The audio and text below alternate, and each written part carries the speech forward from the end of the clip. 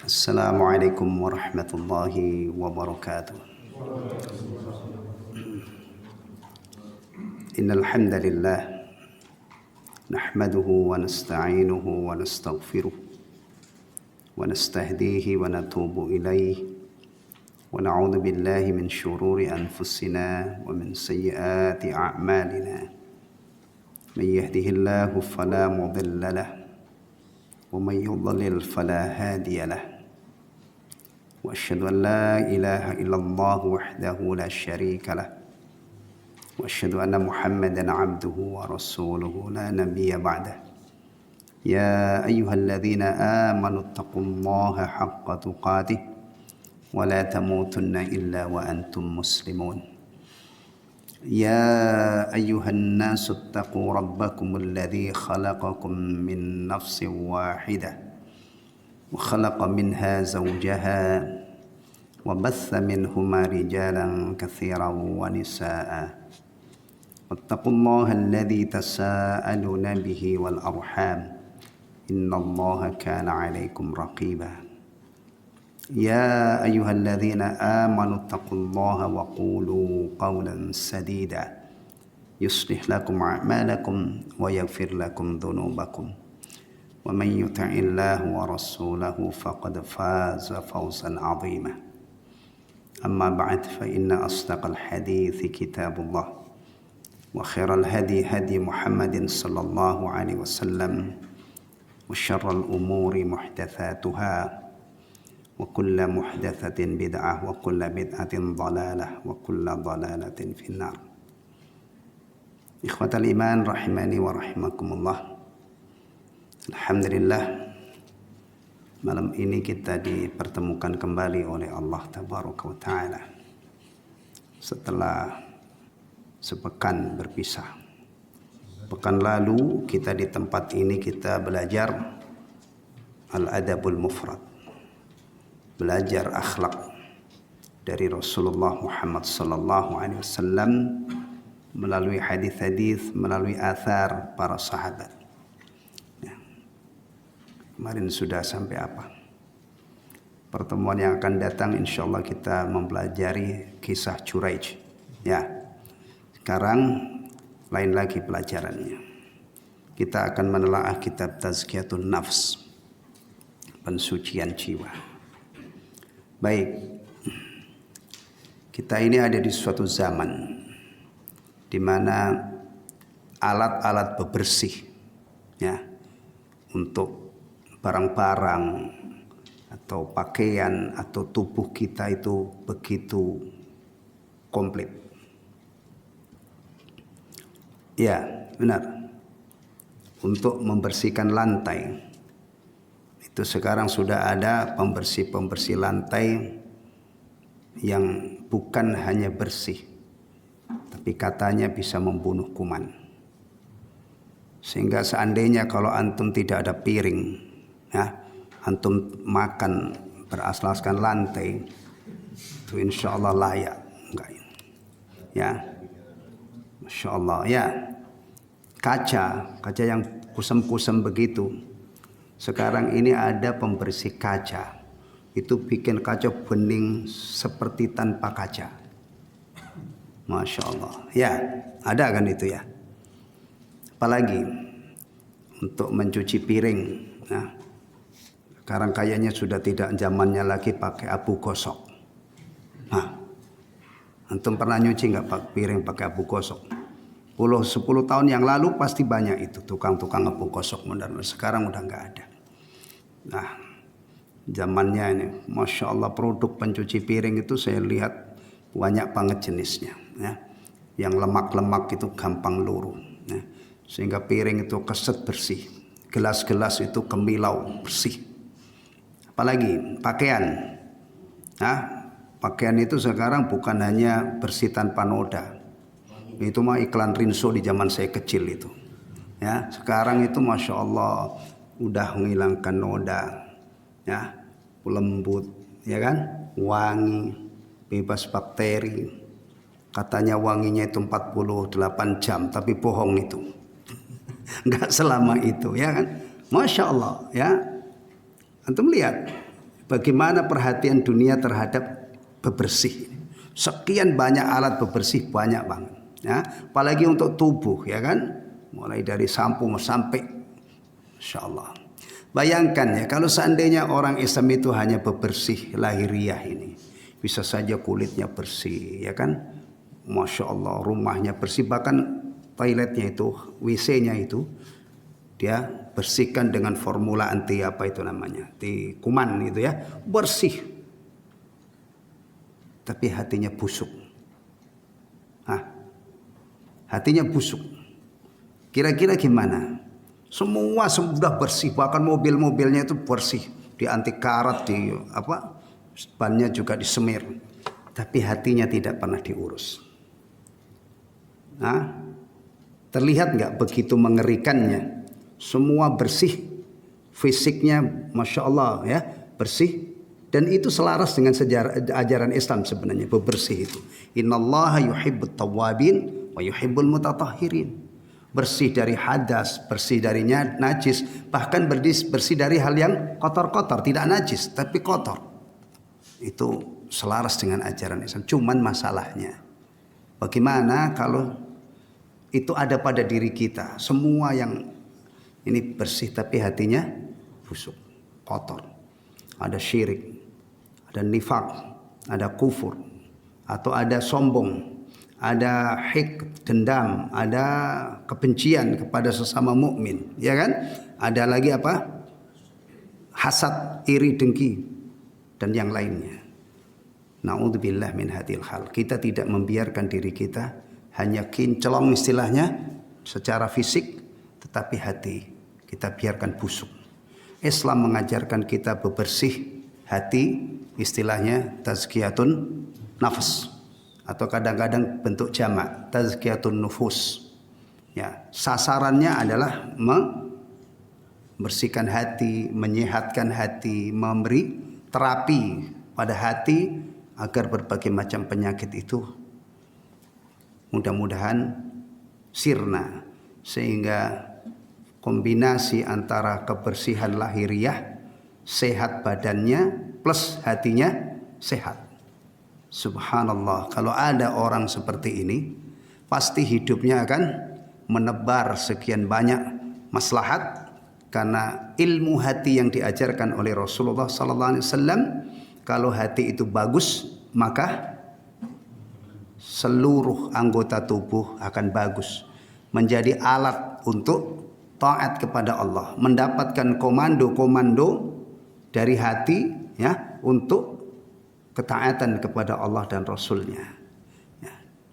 Dan antum bisa bayangkan, baru lidah saja, lidah itu kalau hatinya bagus ya, kemudian lidah ini menjadi alat taat, baca Quran semangat, zikir semangat. Zikir ini kalau dirinci ada tasbih, ada tahmid, ada takbir, ada tahlil, ya, bersolawat kepada Nabi ini, istighfar gencar, semua ada di dalam catatan amal kita, ya kan? Itu baru dari lidah. Bagaimana dengan tangan dan yang lain sebagainya. Mudah-mudahan hasil daripada kita mengkaji tazkiyatun nufus, paling tidak kita harus ingat bahwa hati itu harus dibersihkan, harus dirawat, ya. Dengan harapan mudah-mudahan tadi gambarannya anggota tubuh kita ini menjadi alat ya untuk taat kepada Allah Subhanahu wa taala, karena ada ungkapan hati itu seperti raja. Kalau rajanya itu soleh, maka akan memberikan perintah-perintah yang soleh kepada prajuritnya. Hati adalah raja, sementara anggota tubuh itu ibarat prajuritnya. Alhamdulillah, perjalanan kita dalam menelaah masalah ini sudah sampai alamatu sihhatil qalbi. Kalau di sini diterjemah apa itu? Adapun tanda hati yang sehat. Alamat sihhatil qalbi, tanda-tanda hati yang sehat. Ya. Atau tanda-tanda sehatnya hati. Jujur aja, sebelum kita belajar ini, antum tahu nggak tanda-tanda Hati yang sehat atau sehatnya hati? Hah? Gak tahu. Kalau tanda-tanda sehatnya badan, di antaranya suhunya normal. Berapa? Hah? 36, 37 ya.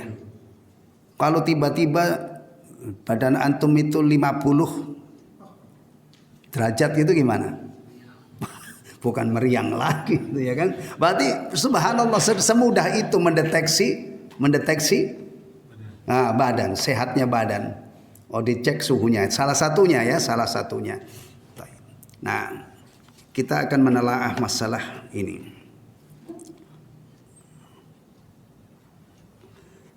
Ada bagian yang tidak diterjemah ini. Ini muqaddimahnya. Oh, terjemahannya ada di halaman 34. Ya.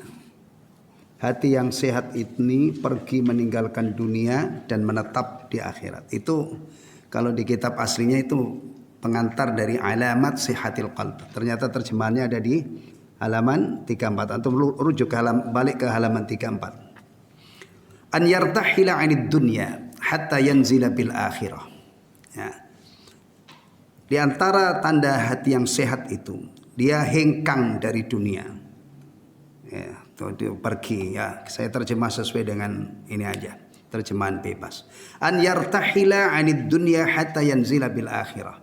Hati yang sehat itu ya, dia hengkang dari dunia ini, pergi meninggalkan dunia ini sehingga menetap di akhirat. Apa maksudnya ini? Orangnya ini masih di dunia, tetapi dia selalu ingat akhirat. Dan ingat akhirat itu nanti balik lagi mantul ke dunia. Orang-orang yang di dunia ini tapi hatinya itu rihlah, ya, berkelana ke akhirat. Dia ingat ada hari kebangkitan, dia ingat ada hisab, dia ingat nanti ada surga dan neraka, dan rentetan peristiwa-peristiwa dahsyat pada hari itu. Ya. Sehingga ketika di dunia ini ya, dia jinak, tidak liar. Orang itu kalau ingat akhirat, ingat bahwa ucapannya nanti akan dibalas. Ya kan? Ucapan itu ada balasannya. Perbuatannya besar, kecil, sekecil apapun ada balasannya. Kalau keyakinan ini kokoh, akan memantul, hati-hati dalam berucap. Kita sebagai orang Islam itu dididik masalah ini. Saya punya istilah begini, entah benar entah enggak ini. Maksudnya seorang Islam itu punya gembok yang berlapis-lapis untuk mengunci mulutnya dari berkata yang tidak baik. Kalau kita sebagai orang Islam tidak bisa mengendalikan lidah kita, bebas ngomong semau-mau kita, oh ini masalah besar. Gembok yang pertama, Allah berfirman, ma yalfidhu min qaulin illa ladaihi raqibun atid. Tidak ada sepatah kata yang terucap melainkan selalu ada malaikat pengawas yang selalu hadir mencatat. Anda ngomong apa? Nah, silakan, tapi ingat dicatat oleh malaikat. Rasulullah SAW menambahi, mempertegas lagi, man kana yu'minu billahi wal yaumil akhir falyaqul khairan aw liyasmut. Barang siapa yang beriman kepada Allah dan hari akhir, hendaknya dia berkata yang baik atau diam. Kalau kamu memang beriman kepada Allah bahwa di antara sifat Allah itu Maha mendengar, mestinya kamu malu untuk mendengarkan kepada Allah kalimat-kalimat yang tidak baik. Kalau kamu memang yakin bahwa setiap ucapanmu itu dicatat dan dibalas, ya, maka hendaknya kamu ngomong yang baik atau diam. Jadi memantul sampai dalam ucapan. Urusan apa lagi? Makan, ya, itu tidak selesai. Setelah kenyang kemudian pasti ada hitung-hitungannya. Anda taat kepada Allah atau tidak? Bahkan ketika Anda makan, kemudian Anda terapkan sunnah Nabi SAW. Bismillah, Anda nabung, Bismillah. Ya kan? Ketika Anda berkomitmen saya makan dengan tangan kanan, ta'atan li Rasul. sebagai bentuk ketaatan kepada Rasul. Anda makan dengan tangan kanan karena taat kepada Rasul, tidak akan hilang tabungan akhirat. Selesai makan Anda mengucapkan alhamdulillah, tabungan akhirat. Nah, tabungan dunianya dapat, tabungan akhiratnya dapat kan? Tabungan dunianya apa? Ya antum makan itu kan jadi kenyang. Nah, alhamdulillah. Masalah duit, Masya Allah ini banyak orang yang kelepek ya, masalah duit ya. Terutama yang pink itu Masya Allah. Ya, pink ya. Yang ratusan ribu itu kalau sekoper itu kan, ana aja nggak jamin itu. Kalau saya digoda dengan duit sekoper itu mungkin kelepek juga saya. Ya, tapi kalau ingat akhirat, duit diambil sekarang, nanti hisabnya itu dua. Dari mana kamu mengambil dan untuk apa kamu belanjakan. Perempuan. Nah, dahsyat ya fitnah perempuan itu ya. Iya, Rasulullah kan mengkabarkan kalau ingat akhirat, nah, Anda pengen menjadi penghuni surga. Penghuni surga itu salah satu sifatnya adalah walladzina hum li furujihim hafizun. Nah, ketika antum tergoda wanita penuh pesona, bahkan memang digoda gitu, ya. Antum yang ganteng-ganteng itu potensi digoda. Kalau yang nggak ganteng sih agak aman. Masya Allah. Iya, ya. Antum ingat, saya pengen masuk surga. Kalau kemaluan saya ini nggak saya jaga, nah, nggak berani saya. Ya, itu contoh gambaran ketika orang ini masih di dunia, tapi dia rihlah ke akhirat. Orang-orang seperti ini, ikhwatal iman, yang di dunia itu kian kemari dia berbuat baik. Nah, kian kemari dia tidak menebar kerusakan. Makanya memperbaiki manusia itu. Nggak cukup dipasang CCTV. Nyatanya juga sekarang masih viral kan, maling itu nyolong kerekam CCTV. Berarti kan itu nggak menghentikan orang untuk mencuri ya kan? Tidak cukup. Orang itu mestinya dididik sampai bisa dengan sadar mengatakan saya takut berbuat maksiat karena Allah. Wow, kalau manusia sudah ke level ini ya, itu dilepas saja. Mau di Kalimantan sana jauh dari istrinya, mau ke Eropa, mau kemana-mana, insya Allah nggak ngapa-ngapain kecuali melakukan hal yang minimal mubah. Nah, bagaimana orang itu dididik supaya punya rasa takut pada Allah? Ya ini, ingat akhirat, mantul ke dunia ini. Ya, wa yahillu fiha hatta yabqa ka'annahu min ahliya, dan dia tinggal di akhirat itu seakan-akan dia sudah tinggal dan menjadi penghuni akhirat. Dan menjadi abna'uha, anak-anak akhirat. Nah, fokusnya itu akhirat. Tapi kalau Masya Allah, kalau kebalik ya, orang ini fokusnya dunia. Aduh, ngadepin orang begini ini. Orang itu kalau fokusnya dunia bisa jadi meluangkan waktu untuk ibadah itu dianggap merugikan. Benar gak? Kalau orang itu fokusnya yang penting duit, itu meluangkan waktu untuk rukuk, sujud, ya, itu dianggap mengganggu. Kemudian ada nggak kita melihat fenomena seperti ini? Orang sehat walafiat, kerja di waktu duhur ada istirahatnya, makan siang, rokok. Nanti waktu istirahat lagi, balik lagi. Tidak ada waktu untuk apa? Untuk apa? Sholat. Ya Allah, kayaknya itu kalau dia tidak banting tulang kerja sekeras itu, tidak dapat rizki dari Allah. Nah, ini kalau orang beragama Islam kalau sudah fokusnya dunia, naudzubillah min dzalik. Ya. Kata Nabi sallallahu alaihi wasallam ya. Orang itu kalau dunia ini enggak ada kenyangnya. Kalau dituruti, orang punya emas sepenuh lembah, dia pengen punya yang lain lagi. Punya 2 lembah, pengen punya 3 lembah, sampai akhirnya kematian itu yang bisa mengkat. Nah, keinginannya terhadap dunia yang tidak ada ujung pangkalnya itu. Taib. Ja'a ila hadhihi dar ghariban, dia datang ke dunia ini sebagai orang asing, kayak orang asing. Ya'khudhu min hajatahu, dia cuma mengambil bekalnya, wa ya'udu ila watanihi, dan dia kembali ke tanah airnya, ke kampung halamannya. Kampung halaman yang ini. Nah, ini bagus nih ya. Kita baca dulu. Kama qala sallallahu alaihi wasallam li Abdullah bin Umar, sebagaimana sabda Rasulullah sallallahu alaihi wasallam kepada Ibnu Umar, kun fid dunya ka'annaka gharibun aw abiru sabil. Jadilah kamu di dunia seakan-akan kamu itu orang asing. Nah, dan atau orang yang cuman melintas jalan, nyebrang aja. Nyebrang jalan. Antum kalau nyebrang jalan gimana? Apalagi jalan raya Narogong ini. Hah? Harus hati-hati kan? Kalau enggak, itu truk-truk yang puluhan ton itu kalau ngelindes kita gimana? Na'udzubillah min dzalik. Begitu Rasulullah memberi nasihat singkat kepada Abdullah bin Umar. Ya, Rasulullah itu memang jagonya memberikan nasihat-nasihat simple gitu, singkat, tapi ini karena itu memang anugerah Allah kepada Rasulullah sallallahu alaihi wasallam. Kalau orang sekarang yang dinasehati bukan Ibnu Umar, yang menasehati bukan Rasulullah. Kadang-kadang begini ini perlu dijabarkan, bahkan mungkin menjadi materi khutbah Jumat itu menjabarkan kun fid dunya ka'annaka gharib aw abiru sabil.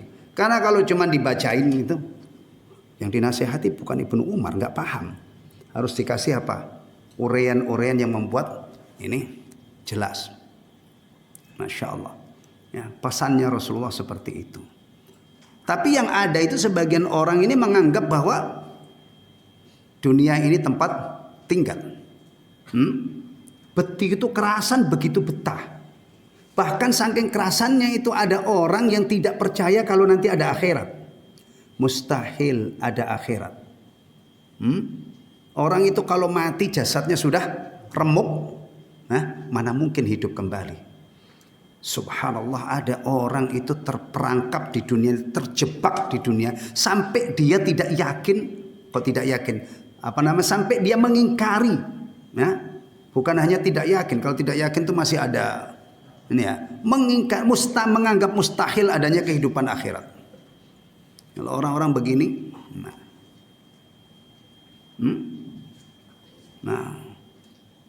padahal mestinya kita itu kalau baca kehidupan ini mestinya dibalik. Tempat tinggal kita yang hakiki, hidup kita yang hakiki itu nanti di akhirat. Ya kan gitu kan? Kita ini adalah penduduk akhirat yang sekarang sedang dikasih kesempatan hidup. Hidup di sini, di Rawalumbu, di mana-mana. Mestinya begitu. Karena akhirat itu nanti semua orang pasti ke sana. Yang mukmin, yang kafir, yang semua. Tidak mungkin ada manusia tercecer di alam barzah. Gak mungkin. Kalau seandainya Islam ini mengabarkan kepada kita ada beberapa orang yang nanti itu tidak dibangkitkan oleh Allah, udah selesai di alam barzah. Pasti kita siang malam memohon kepada Allah itu. Ya Allah, jangan kau bangkitkan saya ya Allah. Udah. Gak mungkin kan? Al-Quran mengkhabarkan bahwa manusia ini dari awal sampai akhir pasti nanti dihidupkan oleh Allah. Orang-orang yang tidak percaya itu gak ngefek. Ya, gak ngefek. Sekarang kalau misalnya ada orang tidak percaya ada Ka'bah. Ada orang saya tidak percaya adanya Ka'bah. Padahal Ka'bah itu ada kan? Ngefek gak itu? Ngefek gak? Gak ngefek. Keingkaran orang-orang terhadap hal yang sudah jelas-jelas. Cuman masalah akhirat ini kan tidak bisa diindra. Akhirat itu jembatannya ayat-ayat Quran. Ya, makanya kalau orang Islam itu sudah tidak percaya kebenaran Al-Quran atau tidak pernah nyentuh Quran, ya, sementara penghubung antara dunia dengan akhirat itu adalah ayat Al-Quran. Baru kita baca surah Al-Fatihah sudah terhubung akhirat kan? Di mana? Maliki yaumiddin. Itu mestinya ya, ketika kita baca Maliki yaumiddin itu kita sedang berdiri sudah tembus ke akhirat. Kita membayangkan bahwa kita berdiri di hadapan Allah ya, dan ditanya. Karena Rasulullah mengkabarkan orang beriman itu amal pertama kali yang dihisab adalah sholat. Baru kita masuk Allahu Akbar beberapa detik kita masuk Al-Fatihah, kita terhubung dengan akhirat Maliki yaumiddin. Membayangkan kita berdiri di hadapan Allah dan pasti akan mendapatkan apa? Balasan yang seadil-adilnya. Tayyib. Orang-orang yang begini nih ya, yang ingat akhirat. Insya Allah kalau di dunia itu dia tidak kemana-mana. Istilahnya maksudnya aktivitas kisaran aktivitasnya itu adalah untuk kebahagiaan dan keselamatan akhiratnya.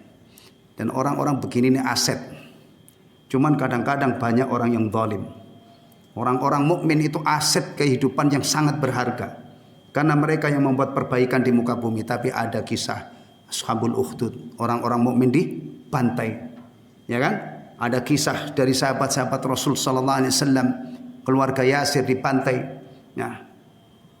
Itu orang-orang dolim itu menolak hadirnya apa? Orang-orang beriman. Mari kita biasakan ini ya. Kita balik rute kehidupan kita ini. Aslinya kita ini penduduk akhirat yang sedang dikasih kesempatan beramal di muka bumi. Mati, masuk alam barzah, satu saat an-nafkhatus tsaniyah, tiupan yang kedua, kita pasti bangkit dan tidak akan balik lagi ke dunia selama-lamanya.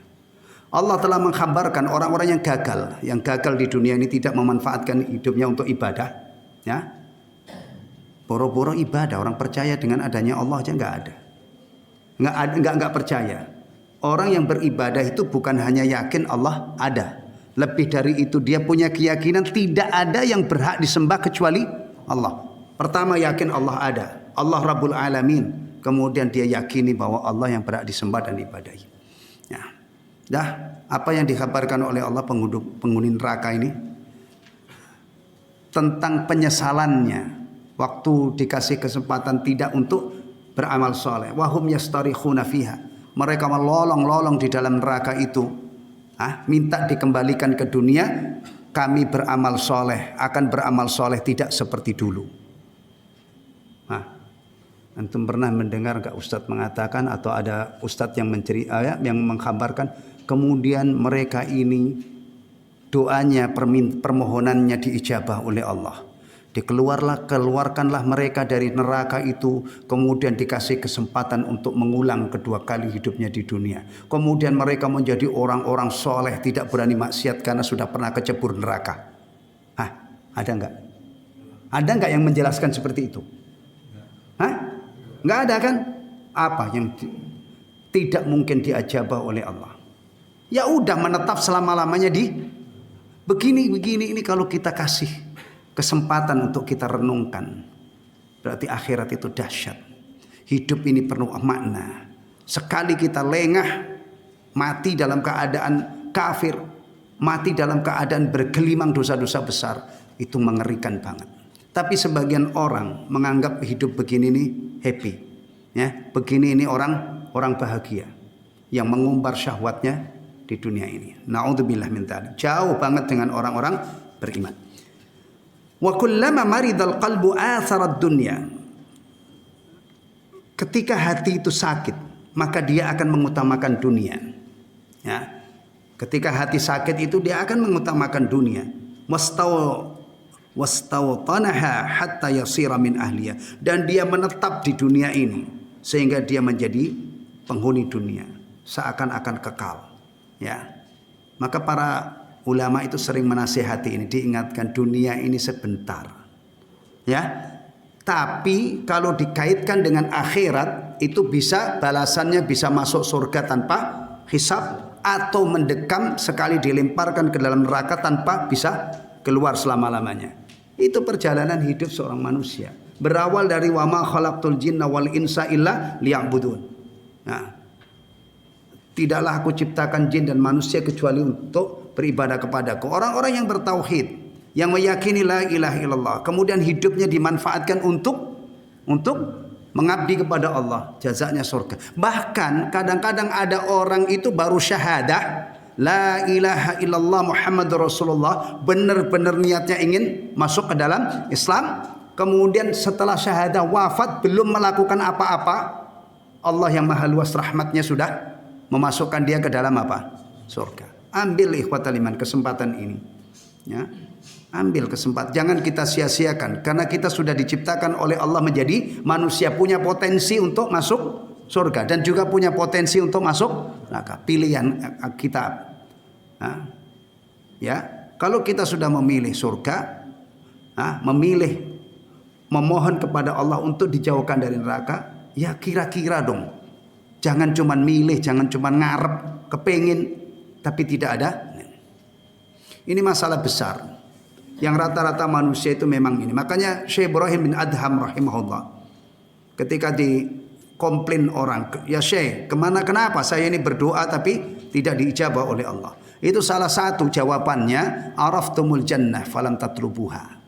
Kamu itu kenal surga tapi nggak mau mencari. Nah, surga itu kan dijelaskan jalannya. Bahkan Nabi itu salah satu muhimmahnya, salah satu kepentingannya itu membimbing manusia, menunjukkan manusia jalan ke surga.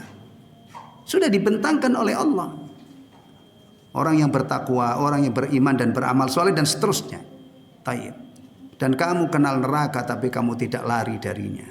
Kadang-kadang ada orang itu sudah yakin ada neraka. Neraka itu penuh dengan kesengsaraan, tapi malah getol di jalur itu, getol banget. Maksiat gak mau mentas-mentas, maksiat gak mau tobat-tobat. Nah, tayyib. Wa min alamati sihhatil qalbi, dan di antara tanda-tanda sehatnya hati, annahu la yazalu yadribu ala sahibihi hatta yuniba ila Allah. Hati ini selalu mendorong, selalu melecut kepada pemiliknya hingga dia tobat kepada Allah, hingga dia kembali kepada Allah. Ya, berarti kita ini betapa besar hajat kita untuk memiliki hati yang seperti ini. Ya, yang mendorong kita untuk kembali kepada Allah. Wa yakhbitu ilaihi, dan tunduk kepadanya, wa yata'allaqu bihi, dan bergantung kepadanya, ta'alluqal muhibbil muttar ila mahbubihi, seperti bergantungnya orang yang mencintai dalam keadaan darurat kepada yang dicintainya.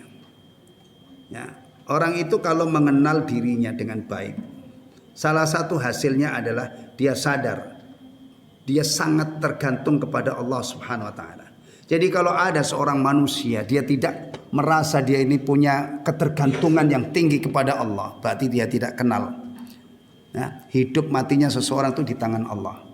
Ya kan? Berarti kalau kita pengen selamat, pengen hidup, pengen sehat, berarti kita mohon kepada Allah. Karena urusan ini, urusan rizki di tangan Allah. Kalau Allah sudah memampatkan rizki kita, tidak mungkin ada yang bisa mengucurkan rizki kepada kita. Allahumma la mani alima atait wa la mu'ti lima mana'at. Nah, tapi kita tidak pernah, banyak orang yang tidak menyadari ini. Tapi memang rizki itu dibagi oleh Allah bukan berdasarkan iman atau tidak. Ya, ini yang kadang-kadang membuat orang mukmin yang tidak faham kehidupan itu tertipu, terpedaya. Nabiullah Ibrahim alaihissalam itu doanya untuk negeri Mekah adalah jadikan negeri yang aman. Rabbij'al hadzal balada amina. Dan kita juga orang-orang Islam itu mendambakan keamanan. Ya, kita berdoa negeri kita ini mudah-mudahan negeri aman. Dan kita menjadi orang bukan hanya menunggu keajaiban terciptanya aman. Orang Islam itu ikut andil menciptakan keamanan. Tangannya dijaga, lesannya dijaga. Antum yang pernah demo kemudian bakar-bakar, pagar-pagar antum robohin. Lampu-lampu merah untuk kemaslahatan lalu lintas antum robohin. Bertobat. Jangan lagi demo seperti itu. Hah? Iya, demo yang anarkis itu, tangan-tangan itu pasti dia sudah dicatat. Siapa yang mecah-pecahin pot di pinggir jalan untuk penghijauan, untuk keindahan. Siapa yang ngerobohin ini? Tidak ada yang lolos. Mungkin polisi nyari-nyari nggak ketemu, tapi pasti nanti di hadapan Allah antum pasti ketemu amal itu. Ya, masya Allah. Hati-hati. Ya, jangan kita gunakan untuk buat kerusakan. Ya. Taib. Orang yang kenal dirinya, dia sadar bahwa dia ta'alluq, punya ketergantungan yang sangat tinggi kepada Allah. Ya. Akhirnya untuk menjembatani ketergantungannya ini, dia memanjatkan apa? Berbagai macam doa. Oh, saya tadi cerita belum tuntas ya. Ibrahim alaihissalam doanya Rabbij'al hadzal balada amina. Ya. Kemudian warzuq ahlahu minas samarati man amana minhum. Ya. Ini kalau saya berdoa di ini mungkin pun dibully orang kali ya. Ibrahim berdoanya apa? Dan berilah rizki kepada penghuninya, berilah rizki berupa buah-buahan kepada penghuninya yang mukmin. Yang mukmin. Ibrahim tidak memohonkan rizki kepada Allah orang-orang yang kafir. Tapi Allah kasih lebih. Ternyata doa Ibrahim ini tidak diijabah oleh Allah. Kan Ibrahim doanya itu mohon agar kepada Allah agar yang beriman itu yang dikasih rizki. Tetapi tidak dijabah oleh Allah. Allah berkasih lebih. Yang tidak beriman pun dikasih rizki. Tapi sebentar setelah mati nanti apa? Dia harus dipaksa oleh Allah menderita adab yang pedih. Makanya kantum jangan heran ini terutama yang muda-muda ya. Lah orang itu nggak pernah wudhu. Hah? Nggak pernah wudhu itu jorok banget kalau di Jawa namanya kepet, nggak pernah wudhu. Ya? Tapi kok keren banget, sukses banget, melimpah ruah. Oh, harus paham kehidupan ini. Bahkan kadang-kadang orang yang tidak percaya kepada Allah itu dikasih rizki oleh Allah. Jadi yang hadir itu semua di dunia ini dijamin rizkinya. Ya. Makanya urusan rizki itu bukan berarti kalau orang dikasih banyak itu berarti disayang oleh Allah. Itu salah banget itu. Itu prinsip jahiliyah itu. Ya, iya. Akhirnya yang kafir-kafir pun dapat. Makanya Rasulullah SAW pun bersabda tidak ada yang lebih penyabar terhadap gangguan yang dia dengar melebihi Allah. Antum itu kalau misalnya ya ada orang jahat sama antum, saya yakin antum pasti tidak bisa baik. Level-level kita ini biasanya itu baik kepada orang yang sama-sama baik gitu kan. Nah antum kalau disakitin orang yang paling baik setelah Rasulullah siapa? Abu Bakar. Abu Bakar saja pernah marah karena dikecewakan oleh Mistah. Mistah itu dinafkahi oleh Abu Bakar As-Siddiq radhiyallahu an. Ternyata dia ikut menyebarkan hadisul ifki itu. Abu Bakar marah, demi Allah saya tidak akan mau menafkahi dia lagi. Marah. Tapi pada akhirnya dia tarik ya, sumpahnya. Akhirnya mau menafkahi lagi tapi sempat marah. Nah, Aisyah Ummul Mukminin radhiyallahu an pernah marah besar kepada Abdullah bin Zubair radhiyallahu an, ponakannya. Sampai akhirnya dirayu-rayu oleh sahabat supaya baikan dan ternyata mau. Akhirnya beliau batalkan sumpahnya dan untuk membayar kafarat sumpahnya beliau merdekakan 40 budak. Padahal aslinya itu cuman 1 budak cukup. Tapi Aisyah Ummul Mukminin radhiyallahu an ketika itu memerdekakan 40 budak. Ya. Taib.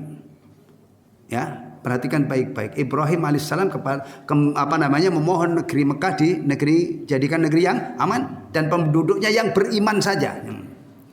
Kira-kira kalau saya khutbah seandainya gitu, ya Allah berilah rizki penduduk Indonesia yang soleh-soleh.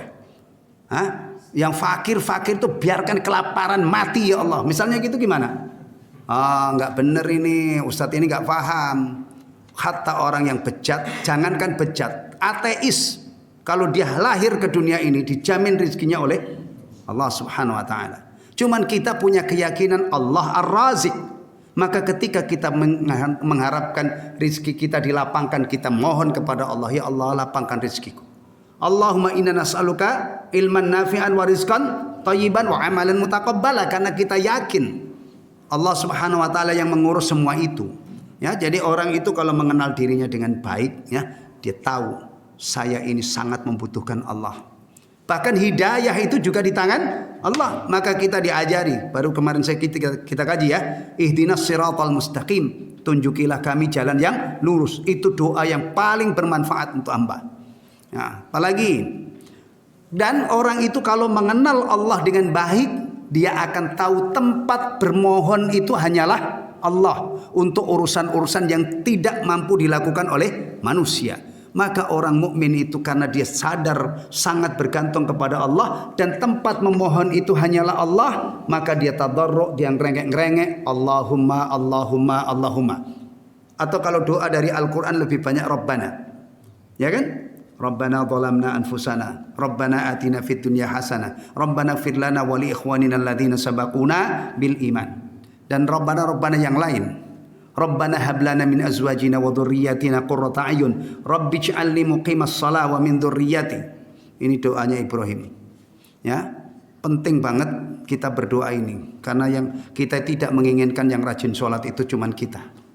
Yang sholat ya, tapi kita menginginkan anak-anak kita itu juga bahkan yang belum punya anak, yang baru punya rencana nikah. Enggak apa-apa doa ini. Kamu kan belum punya anak, tapi kok iya, saya stok dulu doa-doanya, mudah-mudahan nanti diijabah oleh Allah. Nah, iya. Tayyib. Kemudian belum Isa ini. Fayastaghni bihubbihi an hubbi ma siwa, maka dia mencukupkan cintanya kepada Allah dari cinta yang selainnya. Wa yadhkurahu an dzikrihi ma siwa, dan dia mencukupkan mengingat Allah dari mengingat yang lainnya.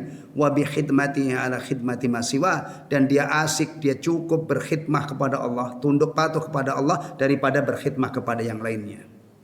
Nah, jujur aja untuk sampai ke sini, jujur aja ya. Antum berani mengatakan, saya mau sudah beres Pak. Sudah begitu itu. Hati saya itu sudah seperti ini. Berani antum mengatakan gitu?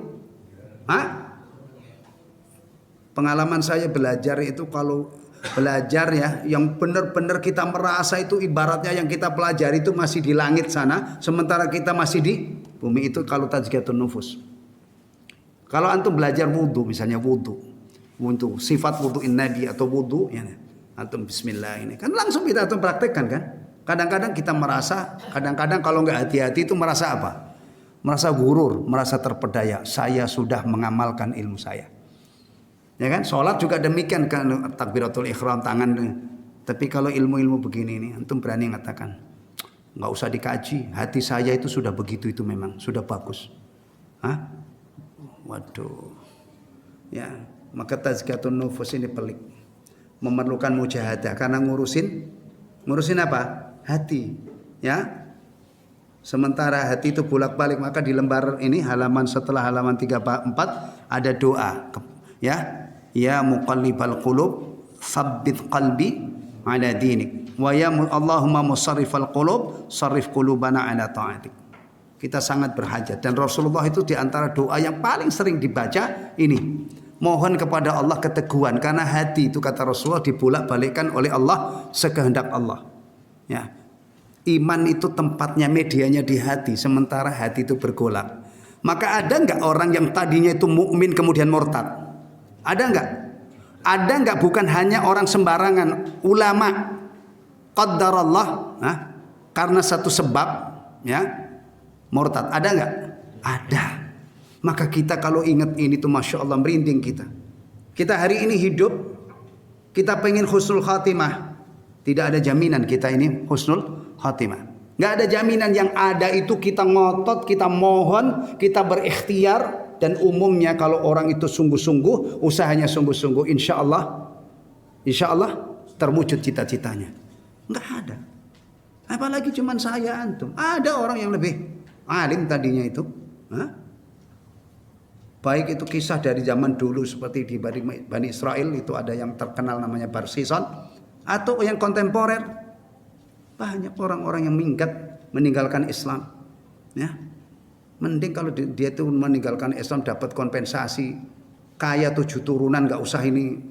Kadang-kadang maaf saja, Islam itu ditukar dengan laki-laki pun nggak ganteng, ya nggak kaya. Masya Allah. Ini hati-hati, pentingnya kita berdoa, ya muqallibal qulub, tsabbit qalbi ala dinik, karena fakta ada berserakan di depan kita, lengah sedikit kadang-kadang menyebabkan ini. Nah, ada di kisah su'ul khatimah itu, seorang muadzin ketika dia naik ke menara, itu ngelihat perempuan, nancep di hatinya.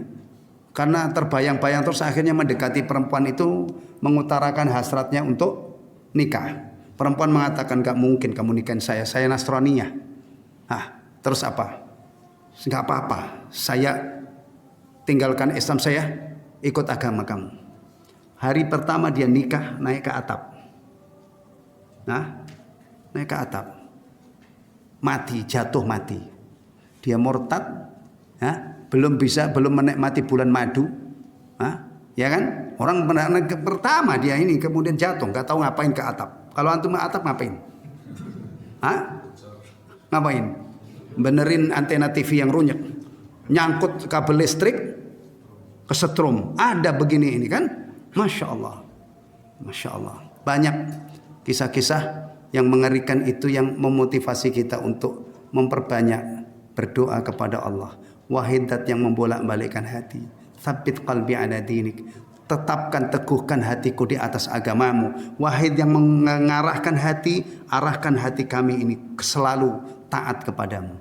Rasul sallallahu alaihi wasallam yang imannya paten, tidak mungkin menyusut, memperbanyak membaca doa ini. Apalagi kita. Sebagaimana Rasulullah yang tidak punya dosa, istighfarnya berapa kali? 70 kali. Dalam riwayat yang lain 100 kali. Mestinya kita yang banyak dosa ini berapa kali? Enggak terhitung. Enggak terhitung. Nah, perbanyak sebanyak-banyaknya. Karena kita tidak tahu istighfar mana yang mengundang ampunan Allah Subhanahu wa taala. Dari saya. Adzan, nanti kita lanjutkan beberapa poin insyaallah. Damati sihhatil qalbi, dan di antara tanda-tanda sehatnya hati, annahu idza fatahu wirdahu, annahu idza fatahu wirduhu aw ta'atan min at-ta'at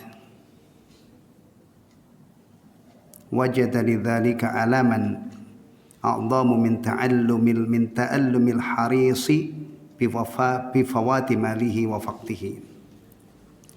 Jika dia luput atau terlewatkan wiridnya. Wirid itu adalah ibadah yang dilakukan secara rutin, misalnya baca Quran sehari setengah juz ya misalnya, atau dzikir pagi, dzikir petang yang dia lakukan secara rutin. Kalau amal ini luput, maksudnya dia tidak bisa kerjakan, ya, dia merasakan rasa sakit yang lebih parah daripada sakitnya orang yang yang tamak ketika kehilangan hartanya. Ya, orang itu kalau cintanya kepada harta nemen, istilah orang Jawa bilang, keterlaluan, itu kalau hartanya hilang, itu pasti dia apa? Merasakan hal yang luar biasa. Ya. Begitu gambarannya. Nah, orang yang kehilangan wiridnya, kemudian timbul rasa sakit di dalam hatinya melebihi orang tamak yang kehilangan hartanya. Ya. Begini ini ikhwatal iman bisa dicapai oleh orang-orang yang benar-benar fokus dalam masalah ini. Ya. Kalau orang itu misalnya dengar adzan nggak pernah ke masjid, nah itu ada rasa sakit nggak ketika dia ini? Ya orang memang nggak pernah ke masjid, rasa sakit gimana? Tapi kalau bayangkan orang itu nggak pernah meninggalkan sholat, kemudian tiba waktu sholat ada penghalang, dia tidak bisa leluasa untuk segera melaksanakan sholat, mungkin kejebak di tol gitu, maghrib. Itu kalau orang yang sudah sampai ke level tidak pernah meninggalkan sholat, yang membuat dia galau, membuat risau itu apa di situ? Sholatnya. Dia kepengen segera keluar dari kondisi itu untuk segera. Kalau orang seperti ini ya, tadi itu masya Allah, dia yang membuat gelisah itu, ya Allah, saya nggak bisa sholat ini, padahal sudah masuk. Nanti kalau lewat masjid, pasti pertama kali yang dia lakukan adalah apa? Sholat. Plong. Nah, ya kan, orang yang sudah biasa melakukan kebaikan itu kalau terlewat, ya, sholatlah, sholat yang buat kita contoh, karena seharusnya setiap muslim itu sampai ke satu level dia tidak pernah meninggalkan sholat. Sehingga kalau ada penghalang itu, bahkan idealnya bukan hanya sekedar sholat ya, laki-laki, ya, tetangga masjid dengar adzan itu, nah, sebagian ulama mengatakan kalau dengar adzan itu wajib ke masjid, sehingga tidak pernah meninggalkan sholat jamaah. Kemudian satu saat terhalang, wah ini saya pengen jamaah di sini, tapi qadarullah terhalang. Itu pasti yang membuat galau adalah sholatnya yang tertunda ini, bukan makannya. Kalau makan sih insya Allah sabar ini. Apalagi kalau waktunya mepet ya, waktunya sudah, itu pasti dia utamakan makan atau utamakan sholat. Iya. Taib. Begini ini perlu perjuangan. Umar bin Khattab radhiyallahu anhu itu pernah, ini saya temukan di kitab Minhajul Muslim, dinukil oleh Syekh Abu Bakar Al-Jazairi. Satu saat itu asik di kebun, sampai telat sholat asar, masbuk. Enggak ketinggalan total, masbuk. Itu kebunnya langsung dicerai, maksudnya langsung dibuang dari kehidupannya, entah dijual atau pokoknya dia tidak mau terulang lagi, dia masuk kebun masbuk lagi. Nah ini kadang-kadang bukan kebun, burung. ngurusin burung itu sampai nggak sholat, atau bengkel motornya si jago mogok gitu ya, masya Allah, belepotan oli itu sampai ini, sampai pagi sampai asar itu, berarti lewat duhur nggak ada rasa apa-apa. Oh ini orang begini ini mah pasien kelas parah ini ya. Kalau sholat aja sampai kalah dengan ngurusin burung, ngurusin motor yang mogok melulu gitu ya. Nah, ikhwatal iman ya, orang Islam itu mestinya prestasinya itu banyak. Ya setiap hari itu banyak yang bisa kita rengkuh. Ya, urusan dunia sukses, urusan akhirat sukses. Ya, kerja ya iya, tapi sebelum berangkat kerja pagi-pagi sudah sholat subuh. Kerjanya juga tidak maksiat. Nanti duhur sholat lagi. Jadi Rabbana atina fid dunya hasanah wa fil akhirati hasanah wa qina adzabannar. Itu seharusnya terengkuh. Tapi kita ini ada di suatu zaman tuh masya Allah ya, kadang-kadang nggak ngapa-ngapain. Mending kalau kerja kan paling-paling masih ada hasilnya kan, dapat duit ya. Nggak ngapa-ngapain. Pengangguran dari subuh sampai subuh lagi puluhan tahun nggak ngapa-ngapain. Prestasinya yang ngabisin rokok entar seberapa lah itu. Nah, iya. Ya Allah, hidup kok begini, gimana ya kata iman. Itu yang pertama ya. Wa min alamati sihhatihi, dan di antara tanda sehatnya hati, an yashtaqu ilal khidmah kama yashtaqul ja'i'u ila ta'ami wasyarab. Dia rindu untuk menghamba kepada Allah ya, sebagaimana rindunya orang lapar terhadap makanan dan minuman. Ya. Orang itu bisa punya potensi sampai ke sini ini. Jadi masya Allah dia itu benar-benar hidup ini dia punya semangat untuk ibadah. Ada, padahal aslinya orang itu adalah males ibadah. Jujur aja, aslinya orang itu males ibadah atau rajin ibadah. Kalau memperturutkan hawa nafsu, memperturutkan setan itu loh, setan. Setan yang gak kelihatan tapi bisik-bisik, nggak usah sholat, nggak usah sholat, nggak usah. Itu aslinya kita ini semangat ibadah atau males? Males. Kalau orang itu aslinya semangat ibadah mah, masya Allah. Ya, nggak usah dipanggil hayya ala sholat, orang sudah pada berdatangan istilahnya. Ya, udah dipanggil pakai speaker lagi kadang-kadang, enggak. Iya kan? Tapi kalau dia mujahadah, dia berjuang, ya, dia serap agama ini, tentu yang utama adalah taufik dari Allah ya. Tapi ilmu itu juga penting lagi. Orang yang sadar bahwa hidup untuk ibadah, kemudian dia hayati, dia asah terus, akhirnya dia selalu ingat dimanapun bahwa saya diciptakan oleh Allah untuk ibadah. Penting kan ilmu seperti ini. Nah, kalau dia terus menerus dan ada usaha lain, dia misalnya berteman dengan orang-orang yang ahli ibadah, insya Allah dia punya semangat untuk ibadah. Bahkan sampai ke level ini.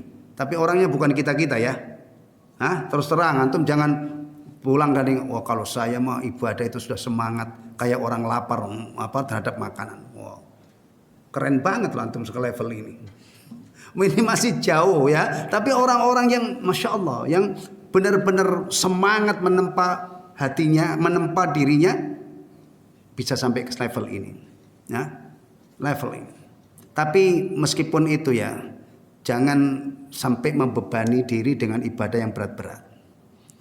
Misalnya ada orang yang masya Allah kalau malam itu dari isya sampai subuh nggak pernah tidur, ibadah terus. Antum jangan tiru orang begitu. Tirulah Rasulullah Sallallahu Alaihi Wasallam. Ya, maksudnya ini juga harus dibingkai dengan apa tadi kemarin itu al-mutaba'ah, mengikuti, gitu ya. Jadi ibadah yang dia tekuni ini ibadah masyru'ah. Karena kadang-kadang ada orang itu masya Allah melek sekian hari, puasa sekian hari, gitu kan. Tapi yang ditekuni bukan ibadah yang disyar'i. Oh itu bukan pembahasan kita. Ini harus kita kaitkan dengan sebelumnya ya. Ada ikhlas dan mutaba'ah. Karena dulu ada orang yang mau nikah terus, melek terus, ibadah terus, nggak tidur, ya kan? Ada satu lagi puasa terus, nggak berbuka. Ada yang lagu, kalau begitu supaya saya fokus ibadah, saya tidak usah nikah, saya membujang. Tidak ada pun satu pun yang direstui oleh Allah, oleh Rasulullah. Ibadah model begini ini pasti menyiksa badan, ya kan? Ada hak badan yang tidak terpenuhi. Iya, kalau antum malam terus melek terus, ibadah terus, apa yang hak badan yang tidak terpenuhi? Atau hak mata yang tidak terpenuhi apa? Dipejamkan untuk tidur, nggak dapat itu. Kalau misalnya puasa terus sampai nggak pernah berbuka, gimana? Apa hak badan yang tidak kena? Ya suplai makanan dan minuman, ya kan? Kalau ibadah terus sampai nggak nikah, yang teraniaya, yang terdolimi apa? Syahwat apa? Kemaluan. Nah, maka begini ini harus diulas, dikait-kaitkan dengan yang lain. Jangan sampai, wah kalau begitu saya hidup ini untuk ibadah semua. Saya nggak mau kerja loh, kerja kamu nggak kerja itu gimana? Justru kerja itu kalau dapat hasil bisa dikelola untuk ibadah. Iya, nafkahi anak istri kan ibadah. Nah, ngasih emak itu kan ibadah, emak ya. Atau mesti ada yang manggil emak nggak? Mau emak, mau ibu, mau umi terserah. Tapi kalau untuk potongan antum itu jarang yang manggil umi. Nah, iya umi itu baru belakangan ini, bener kan? Ya ada itu sekarang fenomena umi itu baru belakang umi abi kalau kamu antum juga dulu manggil pak bapak, sekarang keren banget dipanggil abi. Taib.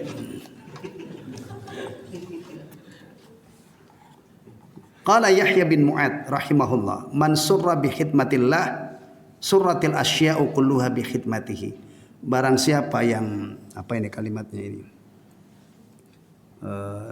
Siapa yang bahagia karena mengabdi kepada Allah, karena apa namanya ibadah kepada Allah, maka semuanya juga segala sesuatu akan senang memberi pelayanan kepadanya, berkhidmah kepadanya. Wa man qarrat ainuhu billah, barang siapa yang hatinya tentram karena Allah, maka qurrat uyunu kulli ahadin bin nadhari ilaihi, maka semua mata orang yang meninggal melihat kepadanya juga merasa tenang. Ya, orang itu kalau soleh itu yang menjadi hamba Allah itu orang-orang lain itu melihat orang soleh itu juga apa? Senang. Ya, ya. Tayyib. Wa min alamati sihhatihi, dan di antara tanda sehatnya hati an yakuna hammuhu wahidan. Di antara tanda sehatnya hati adalah obsesinya atau tujuan utama itu cuma satu. Apa? Wa an yakuna fillah, yakni fi taatillah, yaitu obsesinya, fokusnya dia itu hanya ingin taat kepada Allah.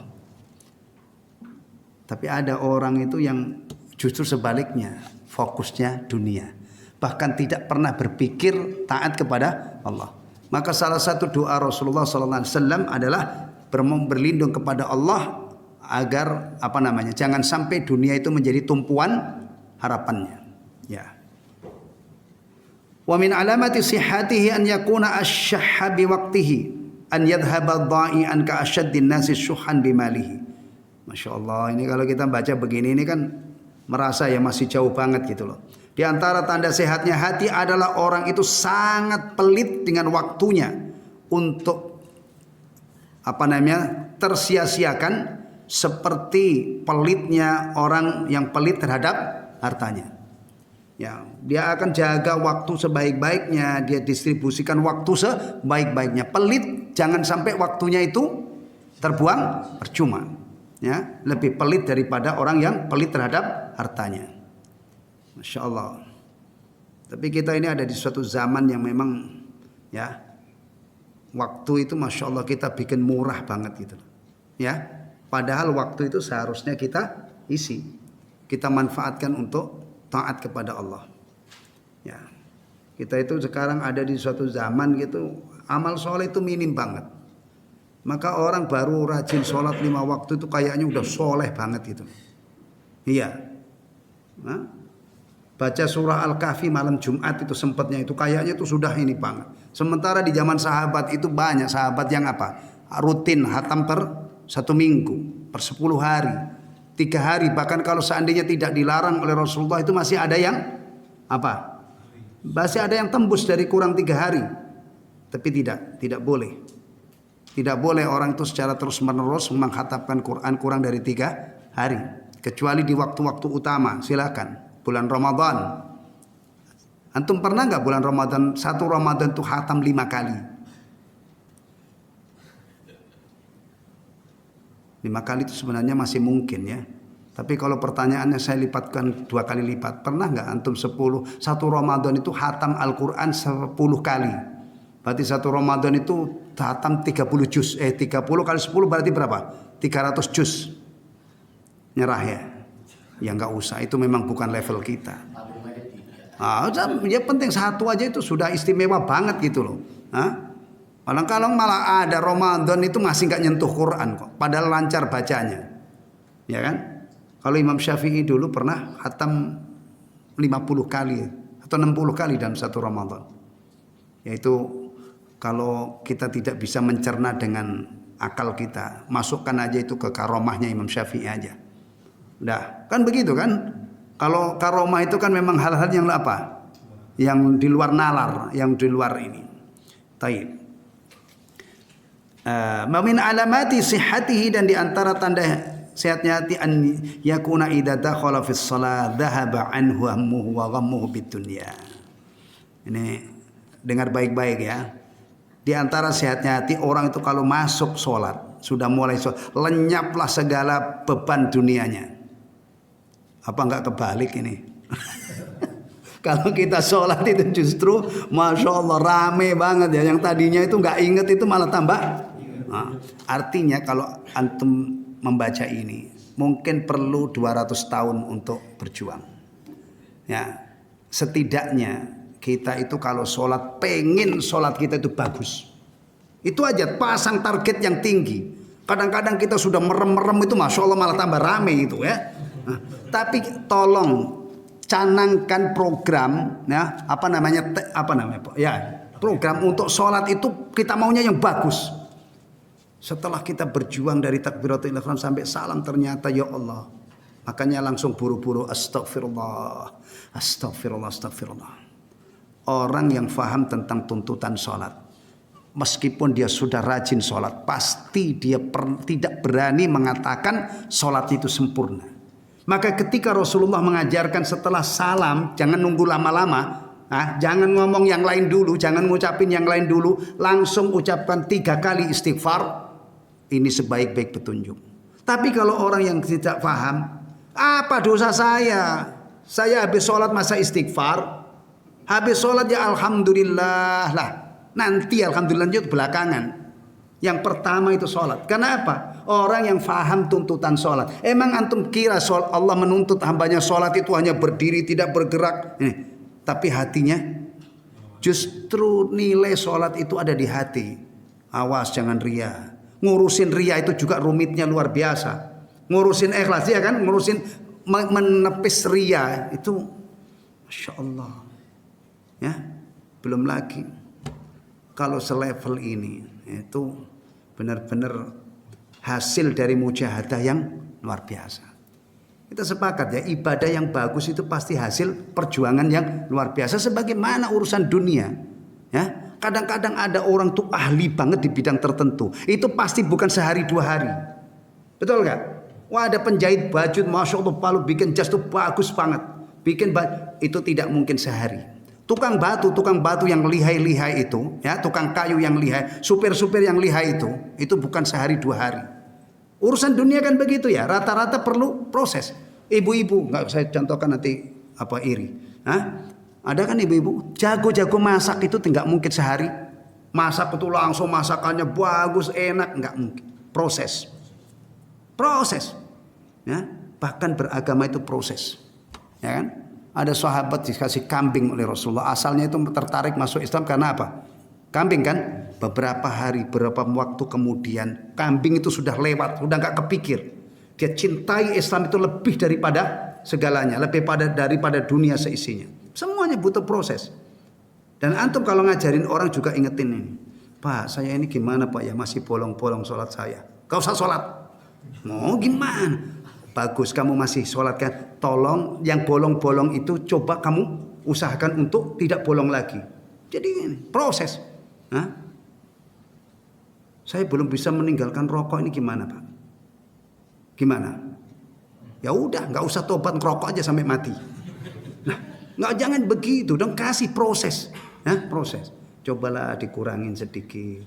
Kalau sehari itu misalnya 1 pak, sekarang coba kamu ngerokok setengah ini. Ya, sampai ini. Ya. Hati-hati, kadang-kadang orang itu memang ada tahapan, kasih tahapan-tahapan.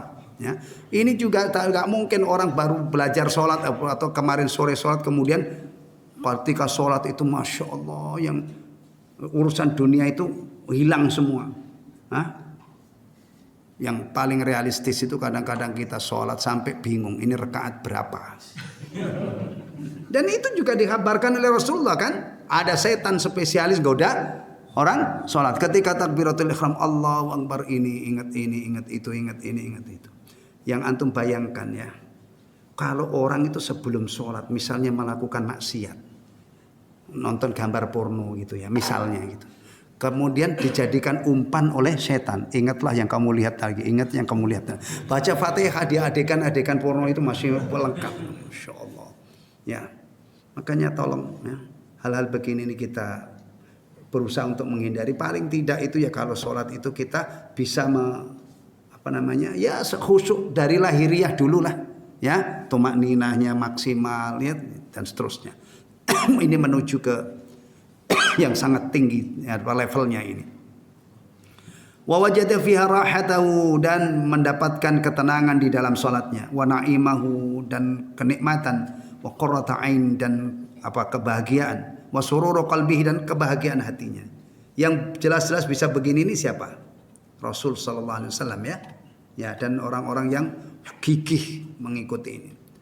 Ada kisah itu orang kakinya itu mau diamputasi. Ya, dia minta nanti kalau saya sholat amputasi. Itu nggak terasa itu orangnya saking khusyuknya sholat.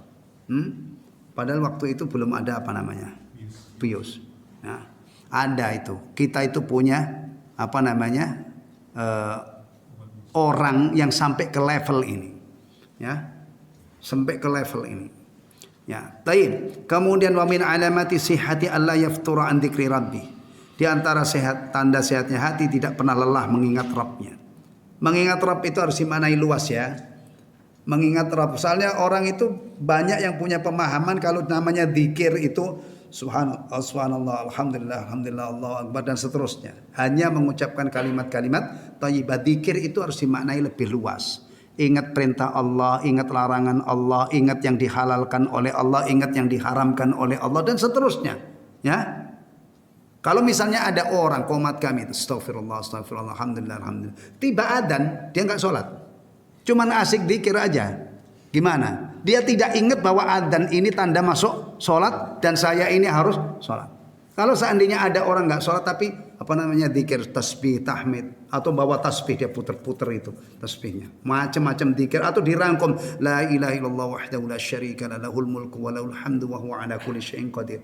Di saat tiba waktu sholat dia habiskan waktunya untuk dzikir. Benar gak itu? Hah? Ya enggak lah. Ketika tiba waktu sholat berarti ingat Allah, berarti ingat waktu sholat sudah tiba. Mau makan, ingat Allah, bukan hanya menyebut nama Allah, tapi pastikan makanan yang kita makan itu adalah yang dihalalkan oleh Allah, dan seterusnya. Maka dzikir itu dimaknai bukan hanya sekedar mengucapkan lafaz-lafaz kalimat thayyibah, tapi lebih luas dari itu. Ingat syariat Allah secara global itu ya. Syariat itu berarti di dalamnya ada perintah, ada larangan, ada yang halal, ada yang haram, dan seterusnya. Tayyib. Wala yas'amu min khidmatihi, dan tidak pernah bosan menghamba kepadanya. Wala ya'nasu bi ghairihi, dan tidak pernah merasa tentram dengan selain Allah, illa biman yadulluhu alaihi wa yudzakiruhu bihi, kecuali tentram dengan orang-orang yang menunjukkan dia kepada Allah atau mengingatkan dia kepada Allah. Wa minha, dan di antara tanda sehatnya hati, an yakuna ihtimamuhu bi tashihil amal a'dhama minhu bil amal. Ya, yaitu perhatiannya untuk memperbaiki amal itu lebih besar daripada amalnya itu sendiri. Ya. Jadi tidak hanya main di kisaran lahiriah ya, tapi ada yang lebih diperhatikan daripada amalnya itu sendiri. Apa? Fayahrisu 'alal ikhlas. Maka dia bersemangat untuk ikhlas fihi, dalam amalnya itu. Wan nasihah, dan ketulusan. Wal mutaba'ati, dan mutaba'ah. Ingat ini disebut lagi ya. Mutaba'ah itu apa? Mengikuti. Siapa yang diikuti? Rasul sallallahu alaihi wasallam ya. Wal ihsan, dan membaguskan amalnya itu. Wa yashhadu ma'a dzalik. Ya. Kalau sudah dia lakukan itu, Kalau beramal itu tidak hanya memperhatikan lahiriah saja, tapi ikhlasnya, kemudian ketulusannya, kemudian kadar mutabaahnya, kemudian bagusnya amal itu, ya. Ini menjadi perhatiannya. Meskipun demikian, ya, wa yashhadu ma'a dzalika minnatallahi alaihi. Dan dia meskipun demikian dia melihat karunia Allah Subhanahu wa taala yang dilimpahkan kepadanya, wa taqsirahu fi haqqillah. Dan dia merasa sangat kurang dalam memenuhi hak Allah. Ya, ini memang harus ada. Betapapun orang itu bertakwa kepada Allah, ya, betapapun orang itu getol beribadah kepada Allah, tidak akan pernah sebanding dengan ihsan Allah kepadanya. Artinya masih kurang. Ya, benar nggak itu? Nggak usah dengan Allah. Siapa di antara antum yang berani mengatakan jasa ibu yang melahirkan, yang mengandung sebelum mengandung, ngidam ya. Yang ngidam itu di awal ngandung ya. Jasa ibu waktu ngidam saya, waktu ngandung saya, waktu melahirkan, waktu merawat saya sudah saya balas tuntas, bahkan lengkap dengan bonus-bonusnya. Kalau antum ngomong begitu, merasa bahwa jasa orang tua antum, terutama ibu gitu ya, sudah terbayar tuntas, saya akan tanya, apa yang kamu lakukan untuk ibumu? Saya bikinin rumah mewah, saya kasih duit sekian bulan sekian puluh juta, saya kasih ketunjuk orang untuk melayani dia, khotimnya misalnya, Pak. Ya Allah, kamu itu menghargai ibumu kok murah banget. Murah kan? Ya, kebangetan banget lah kalau ada anak mengatakan, Bu, ya udah lunas ya jasanya ya. Nih rumah untuk ibu nih, Alphard misalnya dikasih ini ya. Ya Allah, ini orang masa menilai ibunya cuma dengan materi. Bayangkan bagaimana antum bisa merasa membalas kebaikan Allah tuntas hanya dengan rukuk sujud, apalagi di zaman sekarang ini. Maka jangan lengah. Meskipun kita sudah berusaha untuk taat kepada Allah, bandingkan dengan kebaikan Allah yang diberikan kepada kita tidak pernah sebanding. Bahkan satu nikmat pun kita tidak berani mengatakan bahwa itu sudah kita bayar, sudah kita balas dengan setimpal. Ya. Maka ada begini, usahakan kita beribadah itu berbasis syukur. Landasan kita beribadah itu ingin bersyukur, ingin membalas kebaikan Allah. Kita diciptakan sebaik-baik makhluk, dikasih rizki yang bagus-bagus, ingin membalas kebaikan Allah. Apa keuntungannya orang yang ibadahnya itu berbasis syukur, dilandasi dengan semangat bersyukur? Pertama, tulus. Ada kesadaran dari lubuk hati yang paling dalam, kalau saya nggak ibadah kepada Allah malu. Nggak usah dioprak-oprak. Antum siapa yang pagi-pagi itu masih alot, dioprak-oprak istrinya, masya Allah, dirayu-rayu baru melek? Mestinya antum yang bangunin anak istri, bukan antum yang bangunin. Iya, taib itu malu kita kalau tidak beribadah kepada Allah. Yang kedua, betapapun kita sudah beribadah, kita merasa sedikit banget, kecil banget kadarnya dibanding dengan apa-apa yang diberikan oleh Allah kepada kita. Bisa, dari situ insya Allah kalau kita ibadah ini berbasis syukur, tidak ada lelahnya, kita malu kalau tidak beribadah kepada Allah Subhanahu wa taala. Wallahu taala a'lam bissawab. Alhamdulillah, selesai pembahasan tentang apa tadi? Alamat sihatil qalb, tanda-tanda sehatnya hati. Udah 7:30 ya, cukup Pak Nur ya.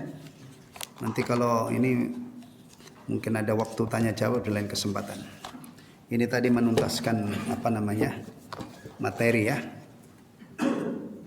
Kita puji Allah Subhanahu wa taala karena tanpa pertolongannya kita tidak mungkin melakukan ini. Alhamdulillahilladzi bi ni'matihi tatimmus shalihat. Kita tutup dengan kafaratul majlis dengan harapan dosa-dosa kita di sini dilebur oleh Allah dan kita pulang membawa ilmu yang bermanfaat ya untuk modal ibadah kita kepada Allah Subhanahu wa taala. Wa sallallahu ala nabiyyina Muhammadin sallallahu alaihi wasallam wa ala alihi wa sahbihi wasallam tasliman katsira. Subhanakallahumma wa bihamdika asyhadu an la ilaha illa anta astaghfiruka wa atubu ilaik. Assalamualaikum warahmatullahi wabarakatuh.